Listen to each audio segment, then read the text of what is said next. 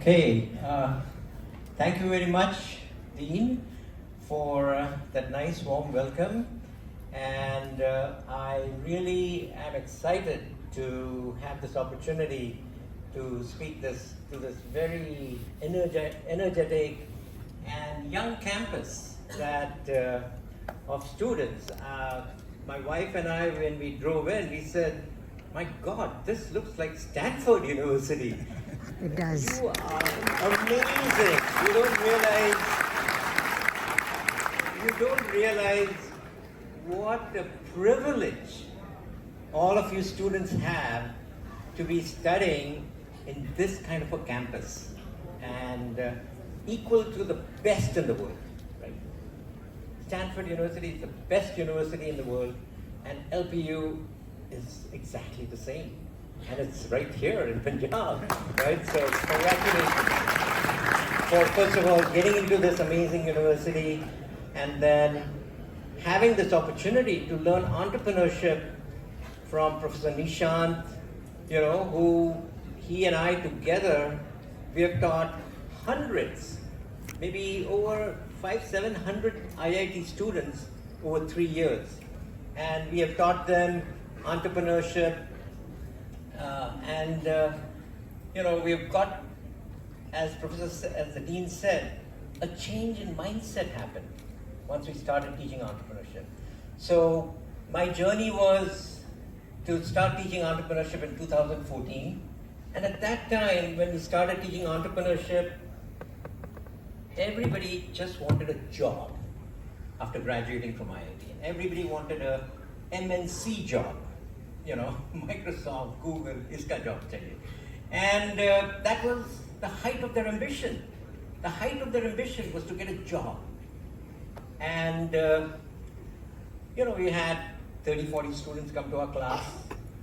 And today, 10 years later, when we go ahead and offer a class, 750 students want to take the class.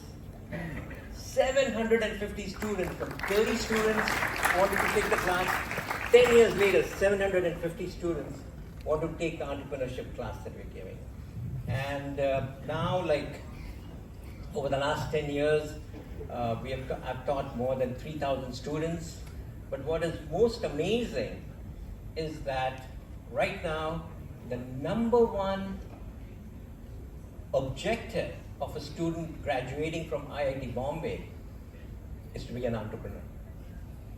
They turn down, a 50 lakh job at Google or Microsoft or whatever in order to start their own company. And that is, kind of the magnet that entrepreneurship is. And you've got to, today, you'll get some idea as to entrepreneurship, what it's all about, and what its potential is.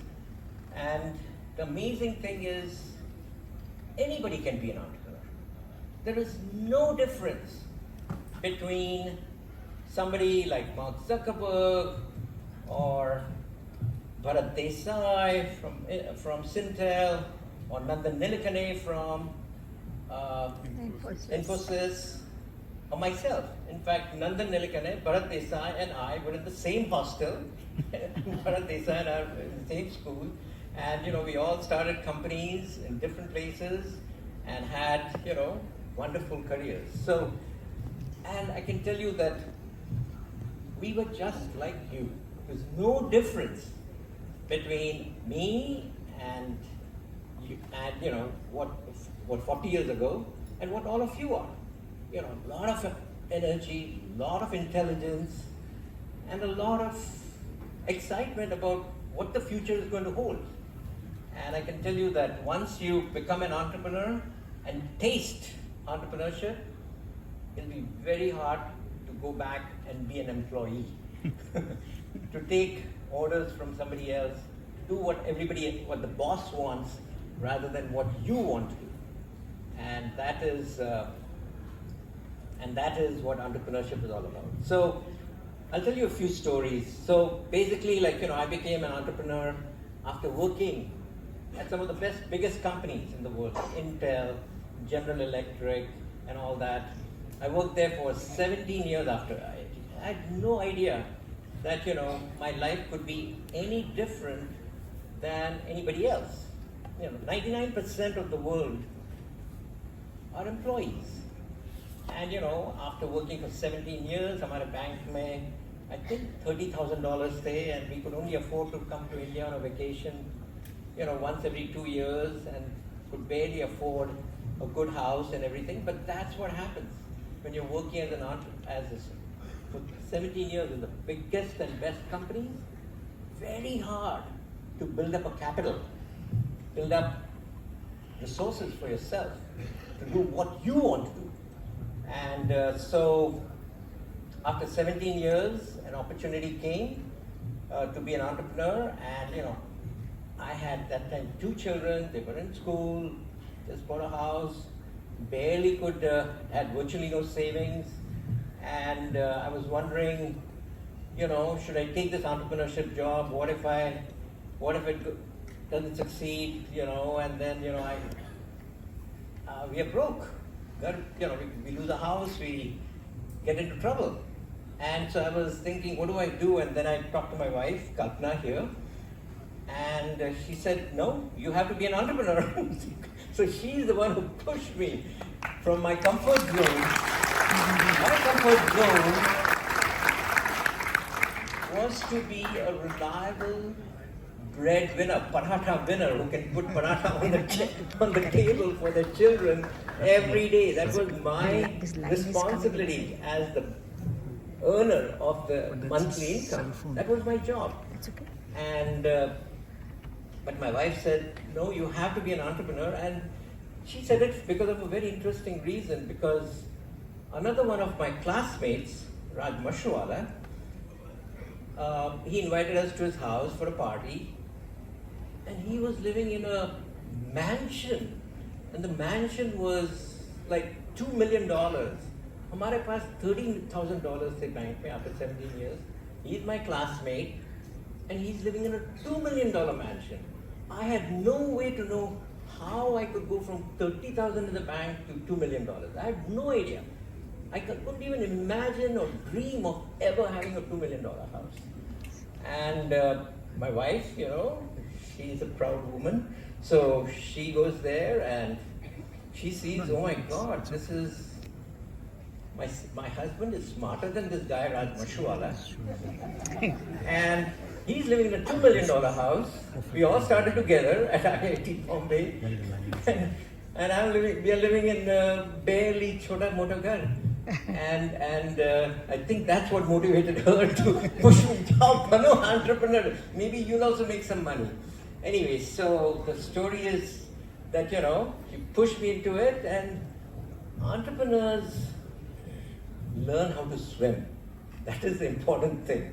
That, even though the challenges are big, when you're thrown into the water, you'll figure it out. Because we are born with a lot of skills that are just latent in us. They're not come out as yet. And basically, learn how to market, how to sell, how to raise money, how to make a product, how to get customers all over the world. And believe it or not, in the second year, my share of the bonus was $1.5 million. And then next year it was $4 million. Year after that, we took the company public and we were worth $30 million. And then, became the president, and then started another company, and another 4 or 5 years later, the company went public for $5 billion. And Kalpana and I were worth $500 million. It's just this entrepreneurship. There is no limit. That is the beauty of entrepreneurship, that there is no limit to your success. See, as an employee, there's a limit to your success.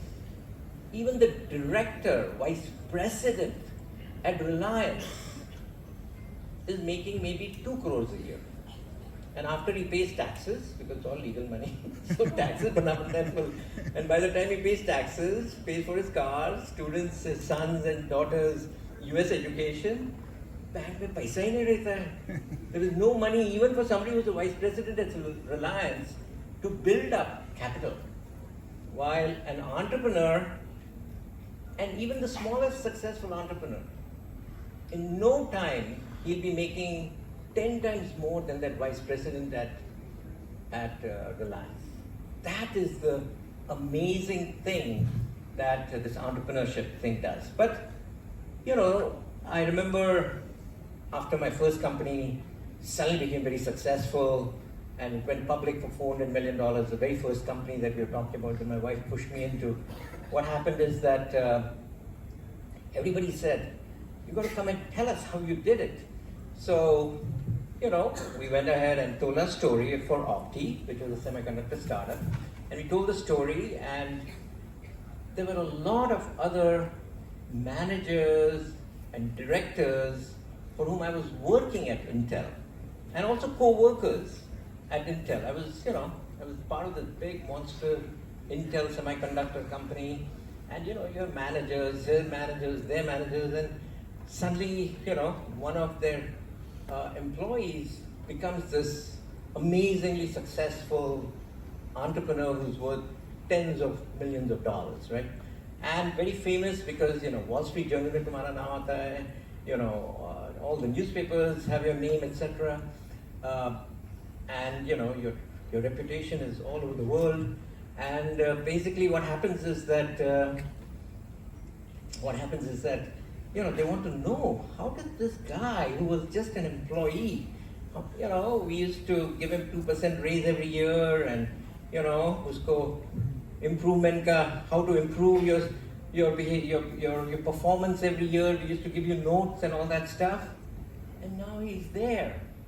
And so a lot of them came and attended my talk. This is in 1993, when after Opti went public.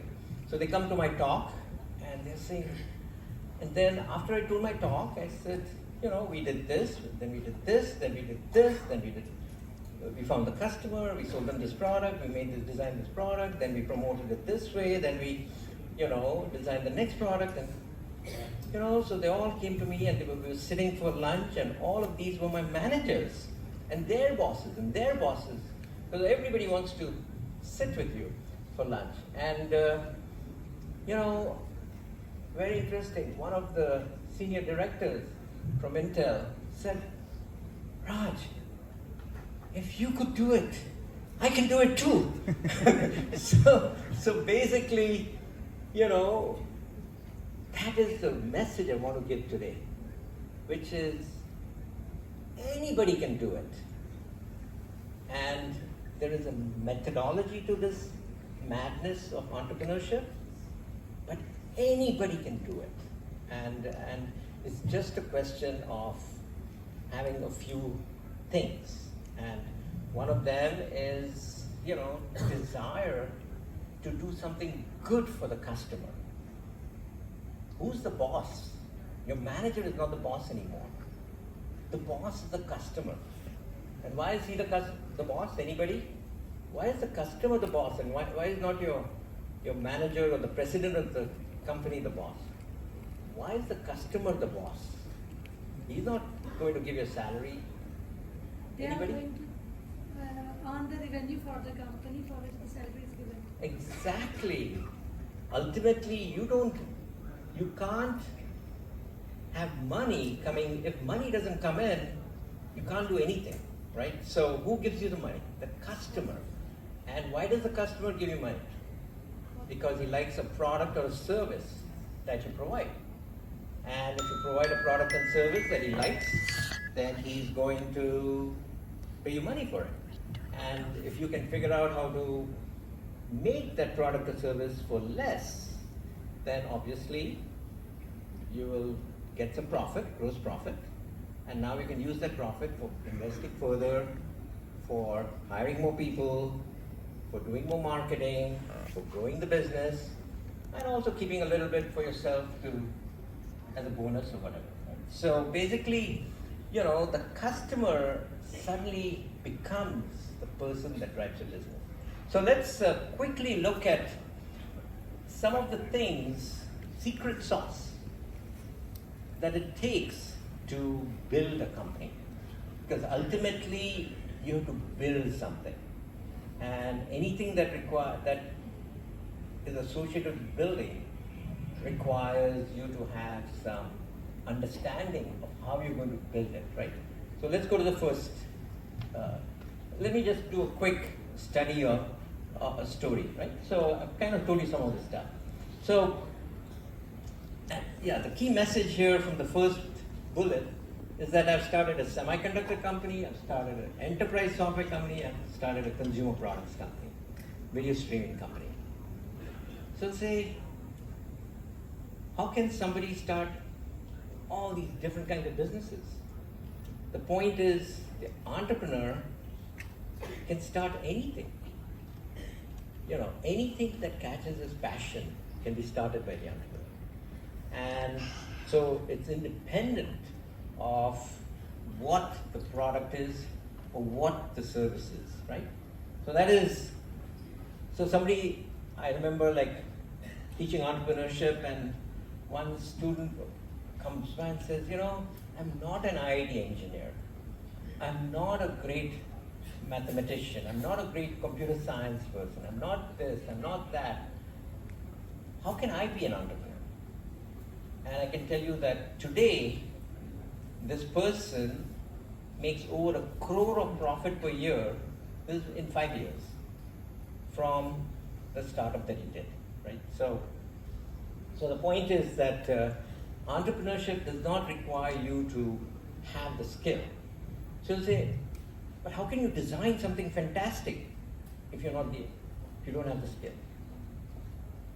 An entrepreneur knows how to become a magnet which attracts talent, right? So you can say, this Bandhu, who's in the computer science department, I'm going to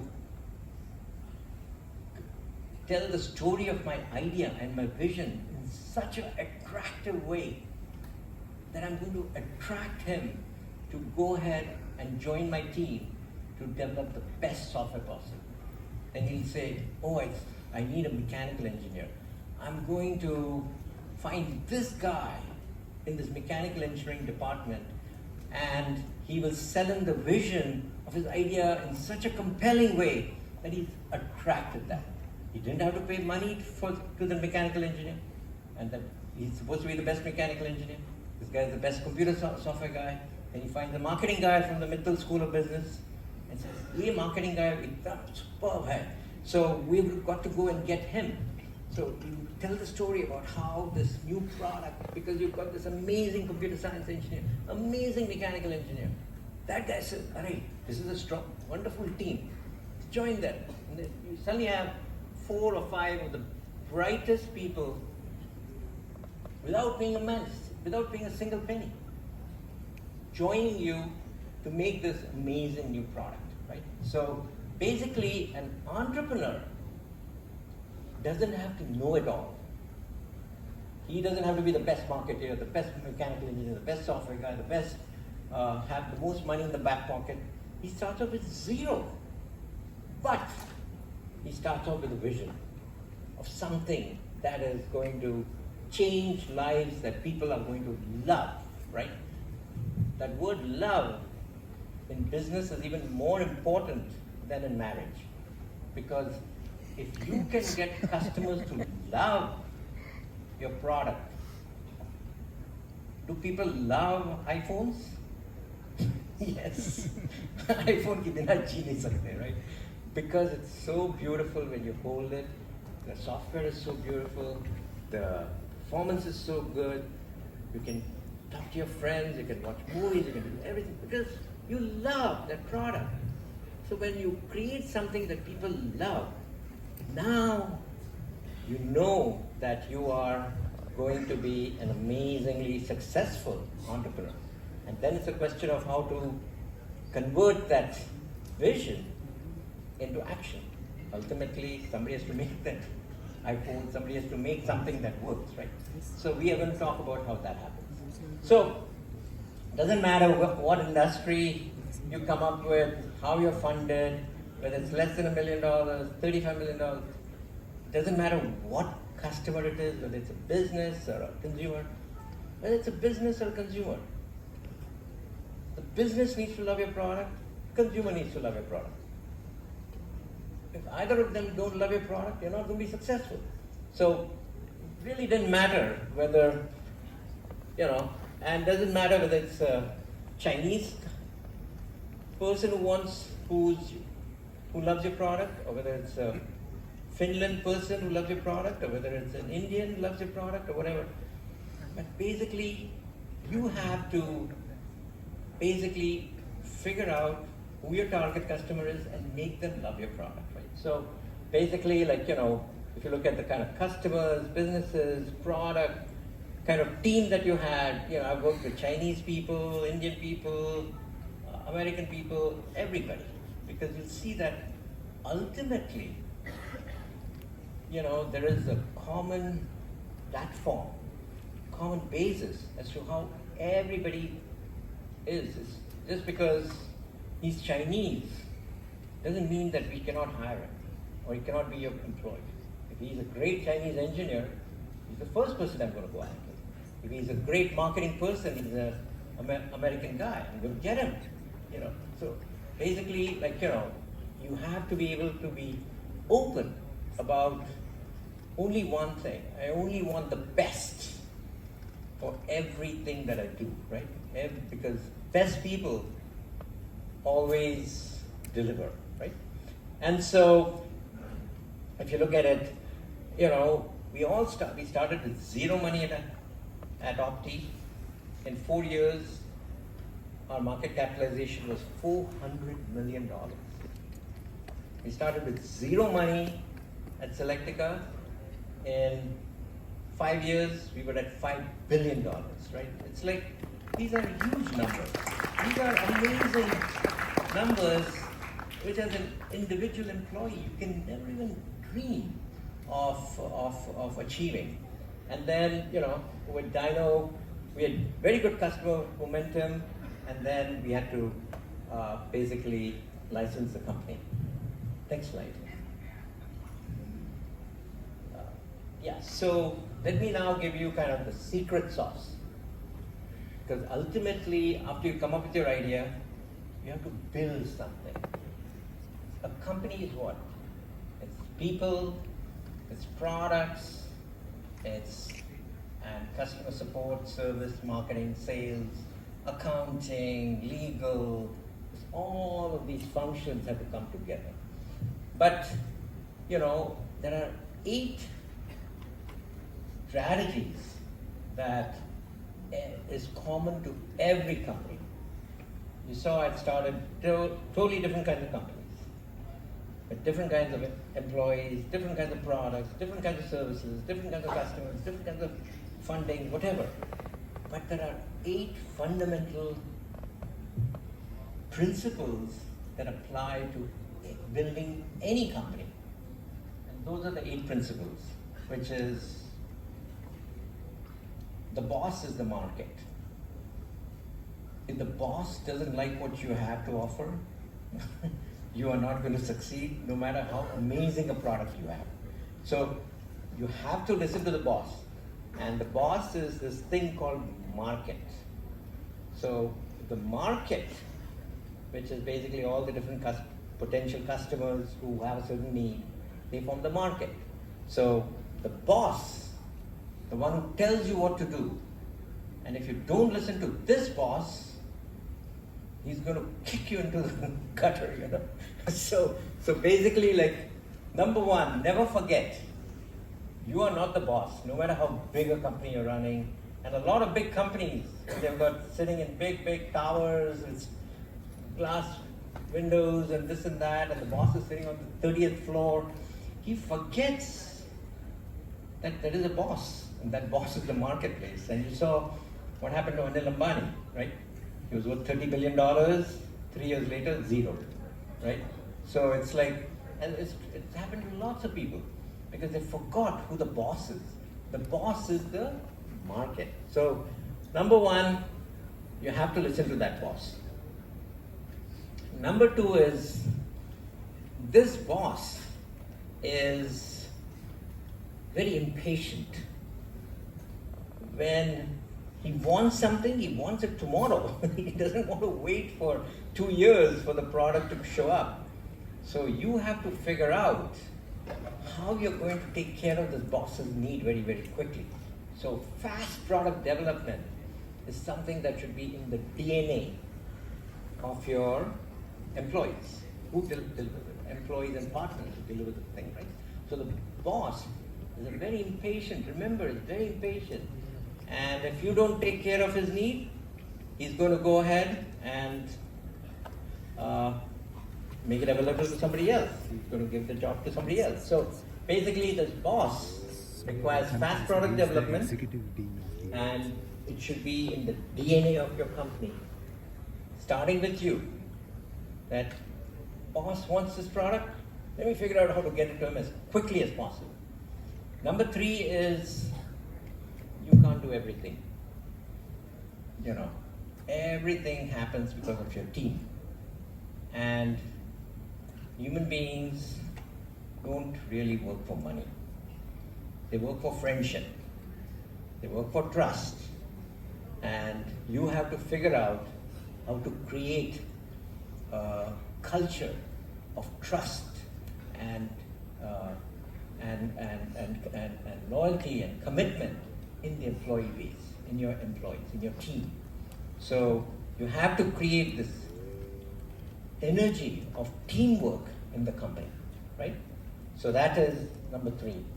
Number four is, you know, everybody is fighting for the same dollar or the same rupee. Everybody is fighting for the same thing. You think that if you are successful, there are other people who are trying to beat you. You know, there is no such thing as, hey, I'm successful and I'm going to be successful forever. So, you know, you get your success, but you can't forget that competition is always on your tail, right? So you have to run faster than the person behind you. Number five is resilience. You know, you have to have the ability to take defeat, you know, and come back. You know, nothing can put you down. You have to take defeat and come back, because, you know, when you're a startup company, small company, you don't have all the resources and all that in order to design a great product all the time, etc. We'll have some problems, etc. And you'll lose a lot of orders. It's a given. But you don't give up. You know, you've got resilience, and you basically persevere and make it better. Learn from the issues. And before you know it, your product will become the best in the industry, and then you'll win the war, because everybody else will give up wanting to compete with you. Because, yeah, this guy can never be beaten because he never gives up. He's always resilient. He's always going to jump up. You know, so that is another very important personality of the entrepreneur. They can take a lot of blows, but they don't give up. And then we come back to the fact that ultimately we only do business with human beings.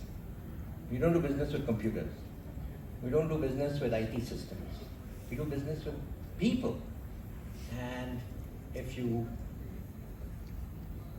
cannot work with people where they forgive you for a mistake that you made, or you can get, you know, they'll help you when you need some help, you need some information, you need some money, you need this, that.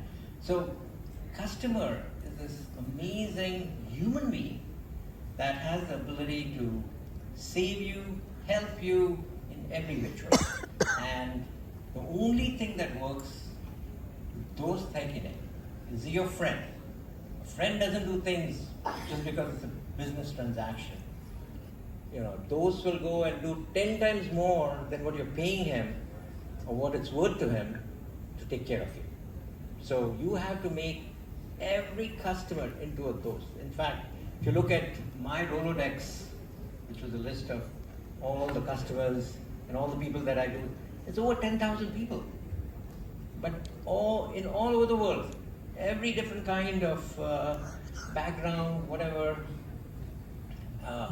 And essentially, I have a personal relationship with most of those people. And that personal relationship is what I give most credit to for my success. The personal relationship built with customers is the thing. Next one is a little bit more difficult to understand, which is, what is this total transparency? Which is, remember, we have to create an atmosphere of trust in the company, right? Where everybody trusts everybody else. So I believe that, everything should be transparent. All the problems the company is facing, all the challenges, everything should be open. If there's a problem in a product, you want the person that, found a mistake in his design, in his software or hardware or whatever, to be the first to put up his hand and say, I made the mistake. Because it's a company where it doesn't matter who made the mistake, the company will have to pay a price. But if the person hides that problem, then what is going to happen? You're going to be looking around, where does this problem come from, etc. 1 week will go by, 1 month will go by, 1 year will go by, and you have a buggy product which the customers hate. And you have to have the atmosphere where everybody has the confidence that, hey, khule dil, I just tell you what mistake I made, I'm sorry, and let's all get together and solve the problem. Right? The total transparency is very, very important. And one of the messages that the dean gave was, we got to become continuous learning people. We are always learning. Somebody said, how did human beings who cannot run very fast, who cannot climb a tree very high, who feel very cold at night, who have such limited ability to digest food, how did that evolved animal become the most successful creature in the world? Does anybody know why human beings became the most successful species in the world? They learn and adapt. They learn and adapt. We learn all the time, and we're continuously becoming better than the person before. Your parents will teach you what they know, and you will teach your kids what they will know, and on and on and on. And over 1,000 generations, we have become 1,000 times smarter than the monkey. Because the monkey doesn't learn. The animal doesn't learn. Whatever skills he's born with in the DNA is what a monkey 10,000 years ago will be as successful in the forest as the monkey today if you put him in the forest. No difference. And that's true with all the other animals in the world. Whether you look at birds, whether you look at animals, insects, whatever. There are billion species, but there's this one species, man, who actually has this faculty of learning. And this learning has allowed us to become the most successful species in the world. But now we are trying to see how to be the most successful businessman in the world. So what technique are we going to use? Learning. We are going to learn all the time from other people, from internet, from AI, from whatever. We are going to learn in order to become better at whatever we are doing, so that it makes the customer happier. And then he pays more and more money so that we can build the company bigger and bigger, right? So the whole idea is to learn. And the day you stop learning, you start going backwards, because everybody else is learning. Right? So it's very simple. So you have to learn. Learning is the key. And since we are at at this amazing learning institute, LPU, you have to learn because right now, your parents and the professors don't want you to work. They're just giving you an opportunity to keep learning. So they've given you 4 years in order to just learn, so that at an exponential rate, you can catch up with wherever the industry is and start off ahead of the students from any other university, right? So they want you to learn as much as you can from the classes, from each other, from the experiments, from the innovation lab to wherever you're learning so that you become really better than everybody else who's also working very hard. But you have amazing facilities here. So same thing you've got to do in your company. Every employee should be continuously learning and bringing new ideas, new thoughts. Every day they should learn something more. So if you have all of these 8 attributes, behaviors, culture in the company, from remembering who the boss is, taking care of him, competing, building personal resilience and personal capability, being a learning organization, supporting learning. Now you have in your hands the ability to make any company successful. Doesn't matter whether it's a semiconductor company, whether it's a farm, whether it is a housewife creating a company at home. Doesn't matter what, you can build a successful company. Let's go to the next slide. So this is something that, is actually very relevant for almost all the other companies. There are companies in every other country in the world, except maybe India and China, which is that the customer is not where we are. So when Silicon Valley develops a product, the customer is not in Silicon Valley. So when we developed a product, whether it was a semiconductor product, or whether it was an IT product, or whether it was a streaming product, customer is not, it's 4-5 million people in Silicon Valley, that's it. What kind of business can we build with 4-5 million people? 120 crores or 1.4 billion people are sitting in India. So we have to come to India to sell. So people who start companies, entrepreneurs that start here, you have your company. Your entire market can be just India itself.